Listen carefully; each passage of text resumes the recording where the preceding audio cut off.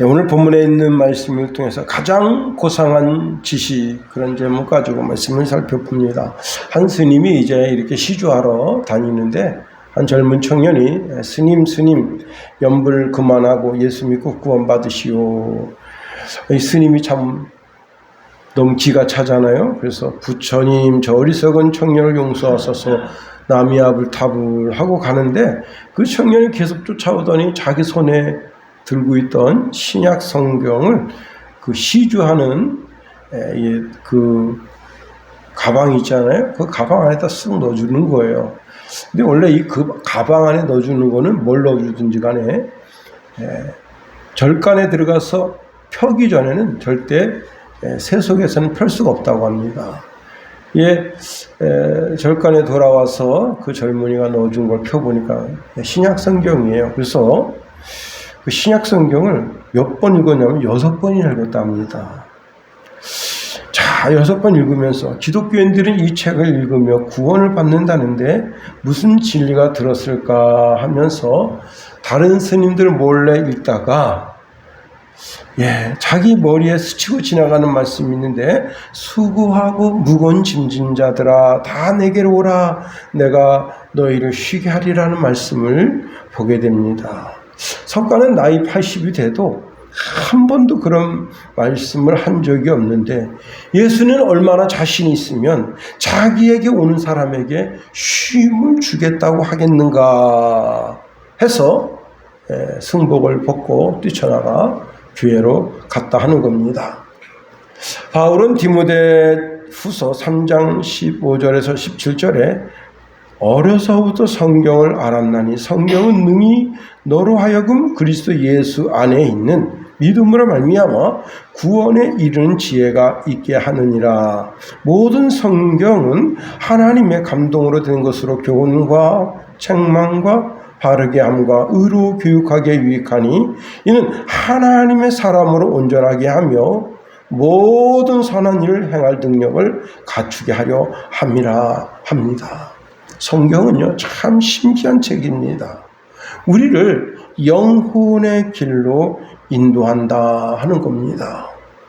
스바 여왕이 솔로몬의 명성을 듣고 그 먼 길을 마다하지 않고 와서 솔로몬에게 향품과 보물 이런 존귀한 것들을 드립니다.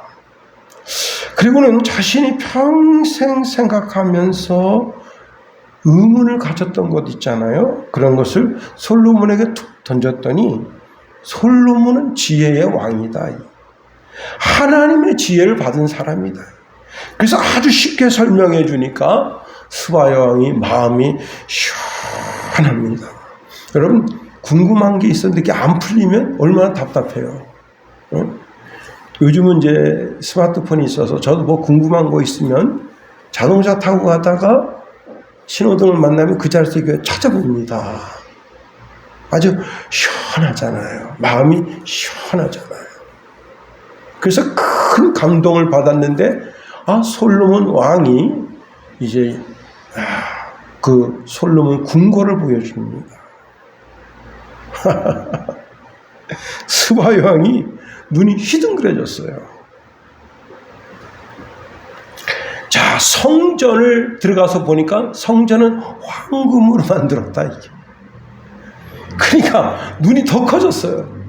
응? 그리고는 이렇게 말합니다. 복되도다. 당신의 사람들이여 복되도다. 당신의 신하들이여 항상 당신 앞에 서서 당신의 지혜를 들음이로소이다 라고 말합니다.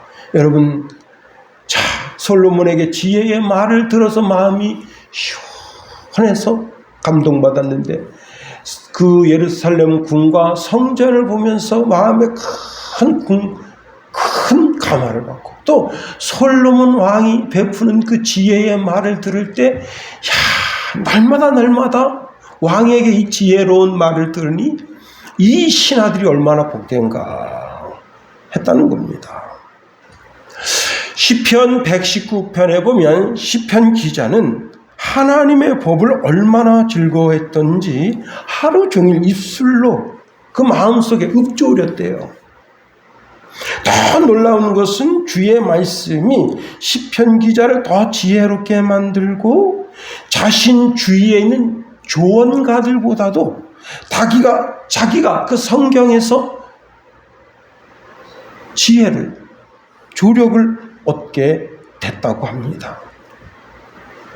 심지어 지혜의 대명사로 불리우는 노인들보다도 더 많은 깨달음을 성경을 통해서 가지게 됐다는 거예요.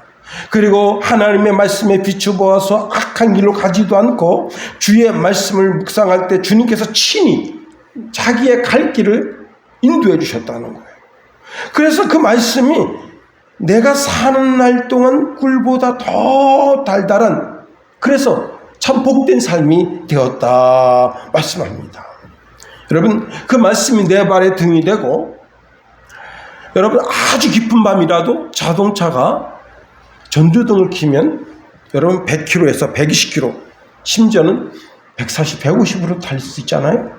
그런 것처럼 인생의 가장 어두운 밤속이라도 하나님의 말씀이 자기 심령을 비추기 때문에 자기가 죄악에 빠지지 않게 됐다고 하는 겁니다. 성경이야말로 가장 고상한 지식이다 하는 겁니다. 자, 그런데 이 고상한 지식의 최고봉이 누구냐? 바로 예수입니다. 옛말에 구슬이 서말이라도 꿰야만 그것이 보배가 된다 했어요. 구약 성경에 있는 진리들을 쫙 꿰면 뭐가 나오냐? 예수가 나옵니다. 예수가 우리가 알아야 할 가장 고상한 지식이 된다고 하는 겁니다. 선배 중에 이제 겨우 초등학교 나와서 자동차 수리를 하는 분이 있습니다. 이분은 춘천에서 자동차 수리를 많이 한다고 하는데요. 이분은 전문적으로 교육받은 게 아니래요. 그런데도 불구하고 전문적으로 교육받은 사람들보다 더 꼼꼼하게 수리를 해주니까 자기 주변에는 정말 많은 손님이 온대요. 입소문을 타고 많은 사람들이 이제 오는데, 문제는 뭐냐면 이 전문적으로 교육받은 사람들이 모르는 거 있잖아요. 잘 모르는 걸 자기한테 물어본대요.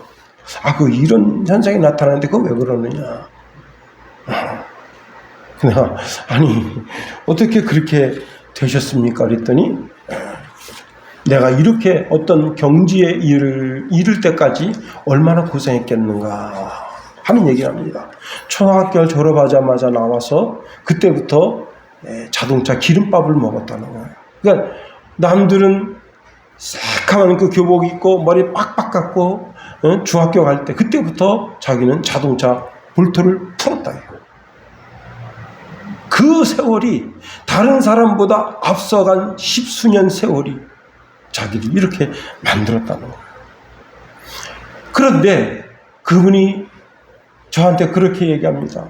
내가 말이지, 그래도 내가 참 지혜롭게 된 것은 초등학교 다닐 때 그 간척교회를 다니면서 거기서 그때 마태, 마가, 누가 그 사복음서, 그리고 특별히 마태복음 5, 6, 7장 그 말씀을 외울 때 그때 하나님이 나한테 지혜를 주신 것 같다. 이야, 여러분, 의술을 배워서 경지에 이릅니다.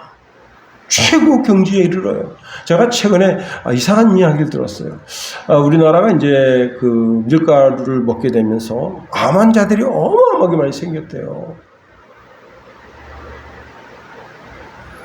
그러면서 암을 치료하는 기술이 세계적으로 높아졌다는 거예요.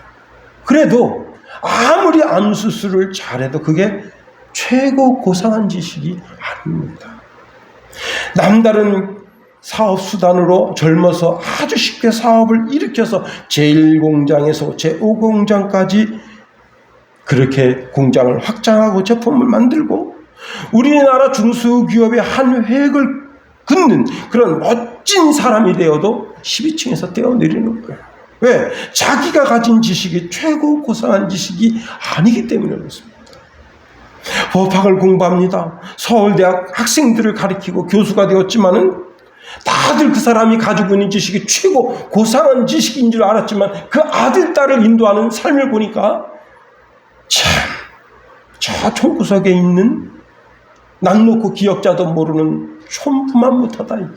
결국은 아들도 대학원 졸업장을 내려놓고 대학 졸업장을 내려놓고 고등학교가 되고 딸년도 고등학교 졸업장으로 내려가게 됐다. 한 아이가 체스 천재입니다. 체스. 예. 야. 체스 천재인데 나이가 겨우 11살인데 전 세계를 휩쓸었어요. 그래가지고 옛날 나이 많이 드신 체스 왕이 있잖아요. 최고 왕이 있는데 그 최고 왕에게 갔습니다. 그 최고 왕에게 가서 그분이 10수년 동안 체스 왕을 하셨는데 그분은 시간을 40초를 주고 자기는 시간을 20초를 주고 그 체스판을 이제 수를 생각합니다. 그런데 그분을 당당하게 이겼어요. 체스 1등 하는 분을 당당하게 이겼어요. 그 체스 1등 하는 분이 참 지혜롭다. 그러면 나를 이겼으니까 체스 2등 하는 사람, 자기 1등을 11년인가 했으니까 체스 2등 11년짜리 있을 거 아니에요. 그 사람하고 와서 해라. 거기다 여러분 체스 하는데 그냥 패했어요. 1등은 이겼는데 2등은 못 이긴 거야. 왜 못 이겼느냐?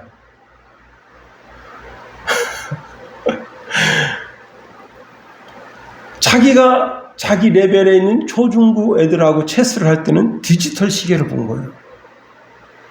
그런데 그 체스 1등 하는 사람하고 할 때도 디지털 시계를 놓고 했는데 정통 방식으로 하자 해서 아날로그 시계를 놓고 한 거예요. 아날로그 시계가 뭐예요? 분침. 얘는 이걸 볼 줄 모르는 거예요. 그래서요, 5수만의 눈물을 흘리면서 돌을 내려놓는 거야. 깜짝 놀랐습니다. 전 세계가 놀랐어요. 왜? 2등한테 졌다. 왜 졌냐? 이유가 아날로그 시계를 못 본다. 여러분, 체스를 두는 기술은 전 세계에 있을 수 있어요. 그러나 여러분, 시계를 볼 줄 몰라서 그 게임에 패한다. 얼마나 어리석습니까? 시계를 볼 줄 모르는 것이야말로 고상한 지식을 가지지 못한 거 아니겠어요? 제가 이번에 이제 8일 날 시차례를 갔는데 한 사모님이 첼로를 배우기 시작했대요. 근데 지금 수업을 5번째 했대요. 첼로 넣고 깽깽깽깽깽깽 이렇게 했겠죠. 응? 이야, 나이 60 들어서 6번 수업을 했다. 그리고 여러분 그 6번 수업, 아니 앞으로 이제 6번이 60번이 되고 60번 600번이 될지 어떻게 알겠어요. 그래서 그분이 뭐 전 세계적인 유명한 첼로스트가 되려고 하는 건 아니잖아요. 그분이 그걸 배우는 목적이 있을 거예요. 뭐냐? 자기 가족이 하나님 앞에 찬양할 때 뭔 악기 하나를 들고 그래도 연주하면서 하나님 앞에 찬송 드리고 싶다. 이게 참 그 마음이 참 아름답습니다. 여러분, 디모데전서 4장 15절에 보니까 이 모든 일에 전심전력하여 너의 성숙함을 모든 사람에게 나타나게 하라 했습니다. 우린 전심전력하여 진보를 나타내야 된다 하는 겁니다. 세상의 모든 지식이 지금부터 더 발전하고 발전해도 영혼에는 만족감을 주지 못합니다. 오직 우리의 영혼에 만족을 주는 주식은 예수뿐이다. 오늘 본문의 말씀을 보세요. 바울은요, 육체적으로 보면 유대인으로서는 최상급의 사람입니다. 옛날 세계 2차 대전을 일으켰던 독일 국민의 게리만 민족, 순수 혈통이다 이게. 그렇게 주장할 정도로 바울은 그런 사람이에요. 모든 면에서 낳은 지 8일 만에 할례를 받았죠. 이스라엘 민족 중에 베냐민 지파죠. 시브린 중에 시브린이죠. 율법의 의로는 자기를 흠할 것이 없다 이거야. 응? 자기의 몸으로는 하나님의 말씀을 엄격하게 지켜내는 바리새인이다. 자, 아주 완벽한, 다시 말하면 허점과 오점과 실수가 없는 사람이다. 그런데 그 모든 걸 자기는 똥으로 여기기로 했대. 배설물. 제가 이제 어떤 분이 있는데, 그분의 즐거움이 뭐냐면 개새끼랑 노는 게 인생의 즐거움이에요. 저보고 그래, 목사님, 내 인생의 즐거움은 집에 개새끼 2마리인데 그 개새끼 2마리 혼내고 노는 게 일이고, 공원 나갈 때 똥 치우는 게 일이다. 그냥, 아유, 빨리 교회 나가라. 자기는 죽어도 교회 안 간다. 응? 인생 개똥 치우려고 인생 삽니까? 응? 나이 들어서, 나이 60 돼서? 여러분, 바울은 자기가 여지껏 가지고 최고 고상한 줄 알았던 그 모든 것을 똥으로 여기다. 똥, 배설물로. 여러분, 집에 똥 있으면 어떡합니까? 다 치우죠. 응?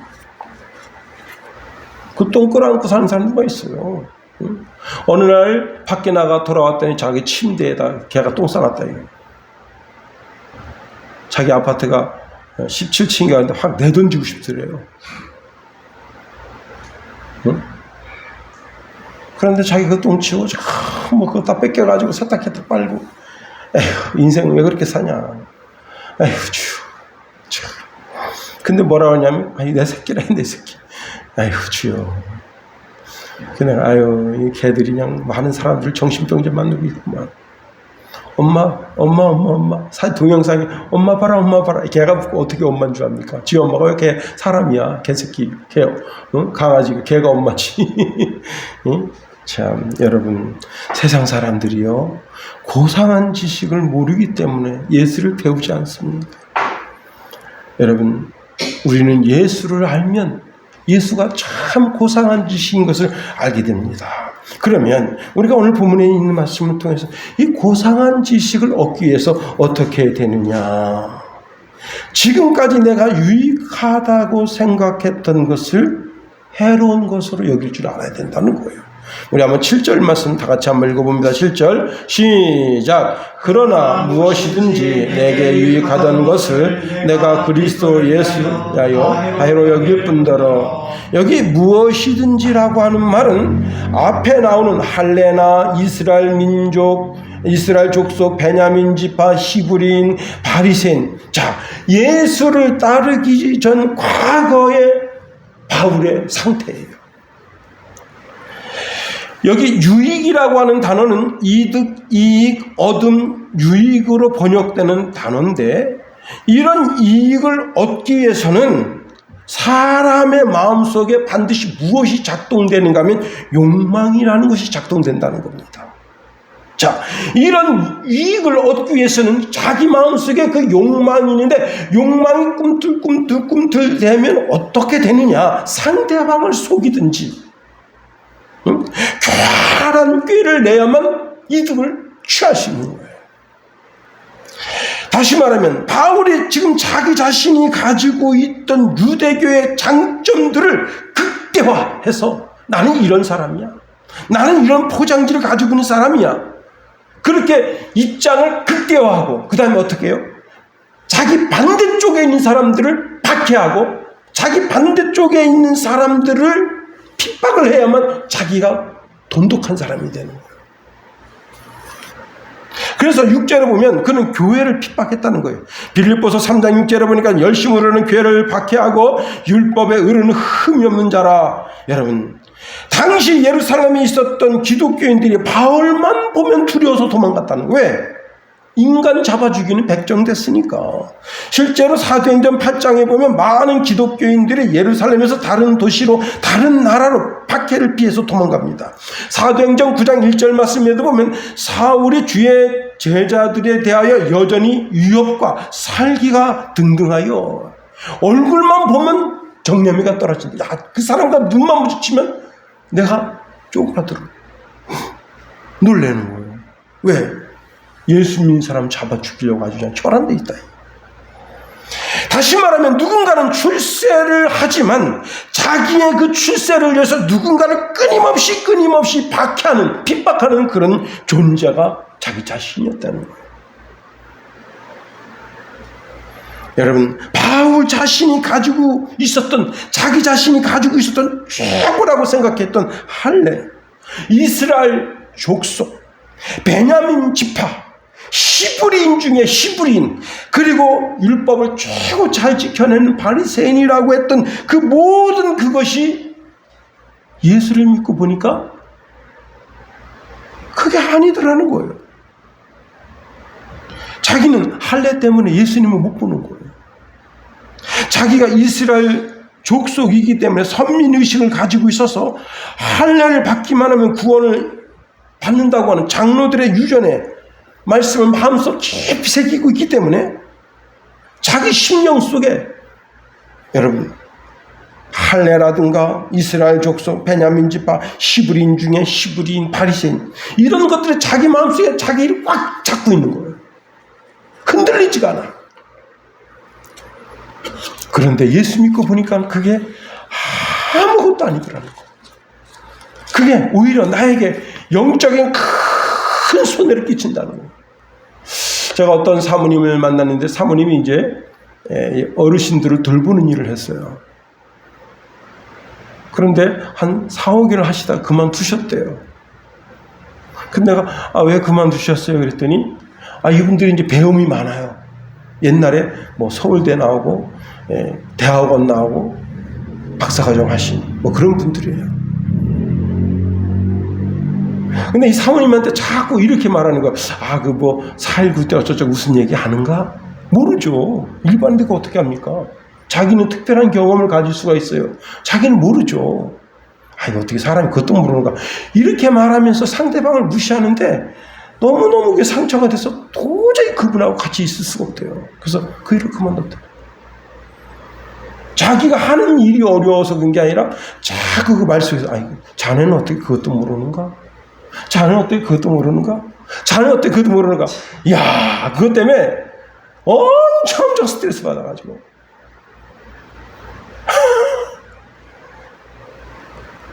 여러분, 인생 벨몽도에 가서 수박 하나 샀습니다. 근데 덜 익은 걸 샀어요. 손해보는 것 같아요. 그래도 괜찮아요.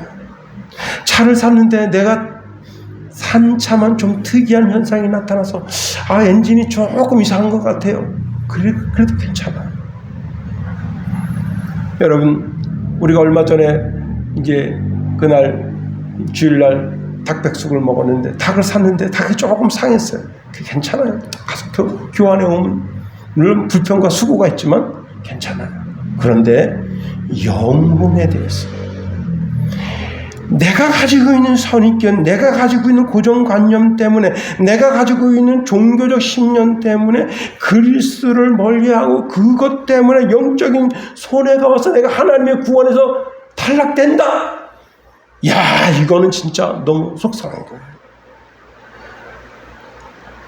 요한은 요한복음을 쓰면서 유대인들이 자신들이 가지고 있던 종교적 신념, 즉 장로들의 유전을 너무 중시하다가 결국은 그리스도를 죽였다라고 결론을 쓰고 있습니다. 요한은 하나님께로부터 받은 선지자로서 그리스도를 잘 영접하도록 길을 예비하는 사람이었어요. 그가 그리스도에 대하여 증언하고 회개를 촉구했습니다. 그런데 요한복음 1장 11절에 보니까 자기 땅에 오매 자기 백성이 영접치 아니하였다 그랬어요. 여러분, 자기 땅이 어딥니까? 이스라엘 땅이 하나님의 땅이고, 아니 전 세계 전 우주가 다 하나님의 땅입니다. 그런데 하나님께서 특별히 이스라엘 땅을 구별하셨어요. 거기에 하나님의 전을 주셨습니다. 하나님의 도성인 예루살렘을 두셨어요. 그런데 그들은 예수님을 최종적으로 내어 쫓고 십자가에 못 박아서 가장 흉악한 죄인이라고 하는 그런 닉네임을 붙여서 예수님을 죽였습니다. 여러분, 예수님이 그리스도이심을 깨닫지 못하고 알지도 못하고 최종적으로 영접하지도 못하고 예수 그리스도를 죽인 나라가 됐다. 이게. 이사야서 1장 3절에 보니까 소는 그 임자도 알고 나귀는 그 주인의 구의를 알고만은 이스라엘은 알지 못하고 나의 백성은 깨닫지 못하는도다 하셨도다 했습니다. 여러분, 어느 영상에 보니까 군인이 파병 나갔다가 돌아왔는데 9개월 만에 돌아왔어요. 근데 자기 집 개가 자기를 보고 짖어요. 하면서 짖어야 됩니다. 근데 이분이 자꾸 그 개 이름을 불러요. 그러니까 이 개가 자기 이름을 알거든. 그래서 물으려고 막 왔다가 이렇게 개 이름을 흰둥아 이렇게 부르니까 입을 하면서, 근데 이분이 손을 딱 내줍니다. 자기 주인 냄새를 맡은 거예요. 그랬더니 그 꼬리가 헬리콥터가 됩니다. 막 돌리면서 막 좋아가지고, 개도 그 주인을 알아보는데 어찌 만물의 영장이라고 자기 자신 스스로 모든 만물 중에 가장 지혜로운 존재라고 여기는 인간들이 창조주 하나님을 몰라보고 창조주 하나님 십자가에 못 박느냐. 이 사건이 2000년 전에 있었던 사건이라고 하지만 오늘날도 수많은 사람들이 예수 그리스도를 알지 못했어. 그분을 영접지 아니한다. 여러분, 이것이 가장 어리석은 해악이다. 오늘 본문의 말씀에 뭐라고 말씀하고 있는가 하면 아주 기가 막힌 말씀이 뭐냐면 7절에 보니까 한번 7절 읽어볼까요? 시작. 그러나 무엇이든지 내게 유익하다는 것을 내가 그리스도를 위하여 다 해로 여길 뿐더러. 해로 여긴다. 해로 여긴다. 이게 나를 공격하고 있다는 거예요. 내가 그동안 가지고 있었던 종교적 신념이, 내가 그동안 알고 있었던 그 잘못된 지식들이 오히려 자기를 공격하고 있다. 모세는 나이가 들었어요. 철이 났습니다. 내가 유대인인데 내가 바로의 공주가 됐구나. 어떻게 이런 기구한 운명이 됐나. 나는 바로국에서 자유를 누리는데 내 백성들은 지금 참 고통 중에 고통을 당하고 있구나. 그래서요, 이스라엘 백성들을 구해내려고 하는 마음을 먹습니다. 근데 실패로 돌아갔어. 그래서 그 자리에서 쫓겨나서 이제 미디안 광야에서 40년 동안 양치기로 생활했습니다. 그 40년 동안 바로의 궁을 떠났다고 하는 것은 그가 바로의 궁과의 인연을 완전히 끊었다는 거예요. 성경은 뭐라고 이야기하고 있는가 하면 그가 바로의 공주라고 칭함을 거절하고 그 이스라엘 백성들과 같이 고난받기로 그렇게 마음에 결심하고 결정한 것은 그리스도를 위하여 받는 수모, 고통, 고난이 애굽에서의 모든 보화와 재물과 명성보다 더 귀한 것으로 여겼기 때문이라는 거예요. 여러분, 우리가 고상한 지식을 얻기 위해서, 예수를 얻기 위해서는 내 자신 속에 있는 내가 지금까지 알아왔던 나 자신을 짓누르고 있는 그 모든 것을 다 똥으로 여기고 버리지 않는 한 예수가 내 속에 들어올 수 없다는 거예요. 두 번째로, 이 고상한 지식을 얻기 위해서는 어떻게 해야 되느냐? 우리가 끊임없이 어떤 노력을 해야 된다는 거예요. 여러분 8절 말씀 한번 다 같이 읽어볼까요? 8절 시작. 또한 모든 것을 해로 여김은 내 주 그리스도 예수를 아는 지식이 가장 고상하기 때문이라. 내가 그를 위하여 모든 것을 잃어버리고 배설물로 여김은 그리스도를 얻고. 여러분, 내가 그리스도에게로 가까이 가려고 하는데 방해가 되는 것이 있다면 어떻게 해요? 과감하게 제거해야 되는 거예요. 여기 모든 것을 해로 여겼다. 해로 여긴다고 하는 것은 손해를 보고 있다는 거예요. 그것이 나를 지금 공격하고 있어서 내가 손해가 나는 일이 생기고 있다는 거예요. 그게 육적으로는 보이지가 않고 마음적으로는 보이지 않지만 영적으로 보면 어마어마한 손해를 끼치고 있는 거예요. 내가 그리스도에게로 가까이 가려는데 손해를 끼치는 것이 있다면 그것이 뭐냐? 예수님은 마태복음 5장 29절 30절에 보니까 오직 내 오른 눈이 너를 실족하게 하거든 빼어버리라. 내 백체 중 하나가 없어지고 내 몸이 지옥불에 던져지지 않는 것이 유익하며, 내가 만일 내 오른손이 너를 실족하게 하거든 찍어 내버리라. 내 백체 중 하나가 없어지고 온몸이 지옥에 던져지지 않는 것이 유익함이라. 나의 나약함이 나를 공격한다. 그러면 어떻게 그걸 고치라는 거예요. 나의 선입견이 나를 공격합니다. 그럼 그걸 고치라는 거예요. 뜯어 고치라는 거예요. 바울은 자기 자신의 과거의 삶에서 유익하게 생각했던 것이 그게 나를 공격하고 있어서 그걸 배설물로 여기면서 다 버렸다는 거예요. 우리 마음에 똥 같은 것들이 가득 차 있으면 어떡하겠어요? 예수님은 사람을 더럽게 하는 것이 입에서 이 음식물이 입에 들어가는 그게 그 사람을 더럽게 하는 것이 아니라 그 사람 입을 통해서 나오는 그것이 그 사람을 더럽게 한다. 마태복음 15장 18절 20절에 보니까 입에서 나오는 것은 마음에서 나오는 것이 나오나니 이것이야말로 사람을 더럽게 하느니라. 마음에 나오는 것은 악한 생각, 살인과 간음과 음란과 도둑질과 거짓 증거와 비방이니 이런 것들이 사람을 더럽게 하는 것이요 씻지 않은 손으로 먹는 것은 사람을 더럽게 하지 못하느니라. 여러분, 우리 예수님은 거룩하신 분이에요. 남편을 5이나 갈아치운 창녀 같은 삶을 살던 여인의 예수님을 만나니 자기 마음속에 불타던 그 음욕을 버리고 예수님을 그리스도로 영접하고 동네 사람들에게 가서 그리스도를 만나러 오시오, 그리스도를 만나러 오시오 전도했다. 여러분, 그리스도가 세리를 찾아온 것은 돈의 환장에 미쳐 돌아가는 그들에게 돈을 쫓는 것이 인생의 최대 목적이 아니라 그리스도를 만나서 자기 인생, 정직과 성실을 살아가는 것이 인생의 최고인 것을 알게 해주기 위함이에요. 예수님이 죄인을 찾아온 것은 자기 자신의 죄악을 버리고 그리스도를 그 마음에 영접하고 그리스도를 모시고 사는 삶을 살게 하기 위해서 그리스도께서 오신 거예요. 여러분, 오늘 본문에 그리스도를 아는 것이 가장 고상하고 그리스도를 영접해서 사는 것이 가장 고상하다. 이제는 내가 내 인생의 주인이 아니고 나는 예수님을 주님이라고 부르면서 예수님을 왕이라고 부르면서 그분의 말씀 따라 그분의 명령 따라 사는 신실한 주의 종이 되어가는 거예요. 제가 신학교 때 청계산 자락에 있는 한 음식점에 갔습니다.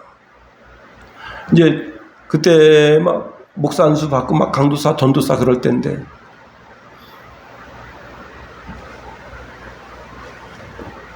가는데 이제 청계산 기도 놓고 밑자락에 한참 가야 되는데 거기 이제 새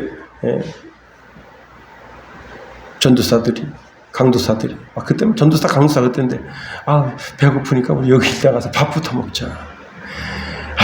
근데요 진짜 음식도 맛대가리도 없는 데다가 파리가 그렇게 많아. 진짜 신경질 나더라고. 이게 그 파리 많은 집은 이렇게 하얀 그 플라스틱 이렇게 해가지고 물 이렇게 달아놨잖아요. 그게 군데군데인데 파리가 그렇게 그 파리 쫓는다고 그냥 진짜 파리가 막 반찬 안 주고 얼마나 신경질 납니까? 짜증 납니까? 진짜 어떻게 밥 먹었는지 몰라요. 그 이제 두부 전골로 다 이렇게 먹는 건데 진짜 좀 약간 짜증 나더라고. 한 3, 4년 지났습니다. 우리 유충현 목사님이 밥 밥부터 먹으러 가자고. 그래서 거길 갔어요. 근데 그 집을 또 가는 거예요. 아, 형님, 그거 왜 가십니까? 그 3, 4년 전에 그 집에 갔을 때, 아, 그 진짜 그때 기분 아니었지 않습니까? 그랬더니, 아, 따라오긴 해. 갔는데요. 분위기가 달라졌어. 일단 등이 환해요. 그리고 발이 새끼 한 마리 없어. 전부 방충망 다 해닫고, 에어컨 틀어가지고, 그때는 에어컨이 굉장히 귀할 때, 시원합니다. 음식도 얼마나 정갈하게 나오는지 몰라. 그래서 이제, 아니, 여기 굉장히 분위기가 밝아졌네요. 음식도 굉장히 깔끔하고 정갈하게 나오는 거 했더니, 그 종업원이 뭐라는 줄 알아요? 주인이 달라졌습니다. 주인이 바뀌었다, 주인이 파리새끼 한 마리 날아다니는 걸 용납을 못하는 거예요. 응? 전등이 깜박깜박 되는데 같이 끄면 그게 아니고 전등이 밝아서 음식이 쫙 주인이 달라져야 되는 거예요. 여러분 마음속에 예수 그리스도가 주인이 되어야 되는 거예요. 그 주인 대신 예수님이 여러분의 영을 맑게 하고 여러분의 삶을 정결하게 하고 그렇습니다. 여러분, 우리가 가장 고상한 지식을 가지게 되면 어떻게 되느냐? 하나님께로부터 의인이다 라는 인침을 받게 된다는 거예요. 여러분, 9절 말씀 우리 한번 다 같이 읽어봅니다. 9절 시작. 그 안에서 발견되려 함이니 내가 가진 은은 율법에서 난 것이 아니요 오직 그리스도를 믿음으로 말미암은 것이니 곧 믿음으로 하나님께로부터 난 의라. 여러분, 우리는 그날이 있음을 알아야 돼요. 따라서 합시다. 그날이 있습니다. 그날이 있습니다. 그날이 있습니다. 그날이 있습니다. 그날이 뭐냐? 최종 심판의 날이에요. 지금 죽어서 무덤에 있는 모든 육체가 부활해서 예수 그리스도의 음성을 들을 때가 오는 거예요. 자, 지옥에 가 있던 영들, 천국에 가 있던 영들이 다 자기 육체를 찾아서 온전하게 되는 날이 있는 거예요. 그리고 그들이 다 하나님의 심판대, 백보자 심판대 앞에 서게 되는 거예요. 그때 그리스도와 연합된 사람으로 발견되는 사람, 그 사람을 하나님이 의롭게 여긴다는 거예요. 오늘 그래서 사도 바울이 이런 말을 하고 있는 거예요. 그 안에서 발견되려 함이니, 이 발견되려 함이라는 발견되다라고 하는 단어는 두 가지 뜻이 있는데요. 발견되다라는 뜻도 있지만 찾는다는 뜻도 있어요. 자, 나는 그 백보자 심판대 앞에 있을 때 하나님이 나를 발견하기를 바라고 나를 제발 좀 발견해 주십시오. 그렇게 하길 바라고 또 한쪽 마음이 하나님이 나를 찾기를 바라는 마음입니다. 그래서 발견되다라는 단어는 발견되다라는 뜻도 있지만 찾는다. 누가? 하나님. 내 마음속에는 내가 하나님이 제발 나를 발견하셔야지. 그 한 마음으로는 하나님이 제발 나를 찾으셔야지. 그렇습니다. 요한복음 4장 23절에 이런 말씀 줍니다. 아버지께 참되게 예배하는 자들은 영과 진리로 예배할 때가 오나니 곧 이때라. 아버지께서는 자기에게 이렇게 예배하는 자들을 찾으시느니라. 하나님이 찾으신다. 신약 성경에 보면 하나님은 우리를 찾고 계십니다. 그런데 하나님이 온 우주에서 찾으시지만 더더욱이 성전에서 찾으십니다. 그 성전에서 하나님의 의의 입혀주시고 우리에게 임맞주신다. 여러분, 돌아온 탕자. 여러분, 탕자가 아버지 집을 떠나서 먼 나라에 가 있을 때 그 더러운 옷을 벗겨서 입혀준 게 아니에요. 그 탕자가 돌아와서 아버지 집에 돌아왔을 때 그때 그 더러운 옷을 벗겨주십니다. 아버지가 친히 벗겨주십니다.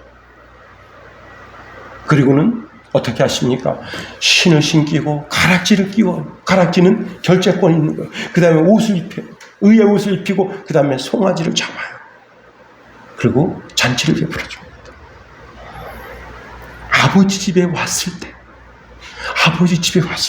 아버지 눈에 들어왔을 때 아버지가 그렇게 찾으신 거예요. 고개를 탁 내밀고, 제가 이제 어머니한테 말씀을 듣습니다. 제가 서울에 있을 때 그때는 배우령 고개를 넘어 다닐 텐데 우리 아버님이 그 우물가에서 까치발라 가고 멀리 보는 거, 봉구차가 샥 보면 아 저거 우리 아들 봉구차인가? 그러면 양구로 샥 갑니다. 아니구나. 네? 근데 어떤 봉구차가 거기서 그냥 탁 해서 좌회전해서 탁 들어오면 아 우리 아들 봉구차인가? 오음리로 넘어갑니다. 그런데 그 촉이라는 게 있나 봐요. 촉. 네? 우리 어머니가 아 저거 아들 차 같다. 맞아요. 네? 육신의 아버지도 육신의 아들을 그렇게 기다립니다. 하물며 우리 하나님이시겠느냐 하는 겁니다. 여러분 우리는 백보자 심판 때에 하나님의 집에서 발견돼야 돼요. 하나님은 무조건 우리를 의롭다고 하십니다. 왜? 그리스도 예수 안에 있는 의를 우리 속에 밀어넣어 주십니다. 로마서 8장 33절에 보니까 누가 능히 하나님께서 택하신 자들을 고발하리요 의롭다 하신 이는 하나님이시다 했어요. 이사야서 50장 8절 9절 말씀해 보니까 나를 의롭다 하시니가 가까이 계시니 나와 다툴 자가 누구냐? 나와 함께 설지어다. 나의 대적이 누구냐? 내가 내게 가까이 나올지어다. 보라 주 여호와께서 나를 도우시리니 나를 정죄할 자 누구냐? 보라 그들은 다 옷과 같이 헤어지며 좀이 그들을 먹으리라. 여러분 내가 예수 안에 있으니 예수를 믿으니 아주 놀라운 일이 생깁니다. 두 개의 법이 작동돼요. 첫 번째는 어떤 법이 작동되는가 하면 생명의 법이 작동됩니다.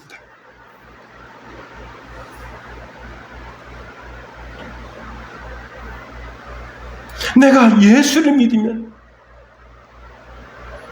예수님이 그리스도이심을 입술로 고백하면 예수님께 붙어있으면 예수님이 이 땅에 오신 목적 그 자체가 살려주는 거예요. 요한복음 10장 10절에 보니까 내가 온 것은 양으로 생명을 얻게 하고 더 풍성히 얻게 하려는 것이다. 그리고 두 번째로 성령의 법이 작동됩니다. 성령의 법이 작동돼서 하나님을 아버지라 부르고 하나님의 의가 쑥 내 속에 들어와서 난 그것을 거부할 수가 없어. 여러분 잘 들으세요. 이제 결론이에요. 옛날에 우리나라 한 인질범이 중소기업 사장 아기를 붙잡았어. 돈 달라. 대통령이 다 말을 했습니다. 그 애를 살린 채로 보내주면 죄 안 묻겠다. 그런데 그 애를 죽이면 널 죽이겠다. 사형시키겠다. 했는데 걔를 죽였어. 결국은 사형당한 거예요. 여러분 인질범이 인질이 살아있어야 돼요. 그래야 자기가 살아. 무슨 뜻인지 여러분 잘 들으세요. 인질범은 인질이 살아있어야 자기가 살아. 인질이 죽으면 자기도 죽는 거예요. 우리가 예수 믿는 것은 예수를 인질 삼은 거예요. 예수가 죽으면 나도 죽어. 예수가 살면 나도 살아. 여러분 예수를 인질 삼으세요. 여러분 마음에서 예수가 죽으면 여러분 죽는 거예요. 지옥 가는 거예요.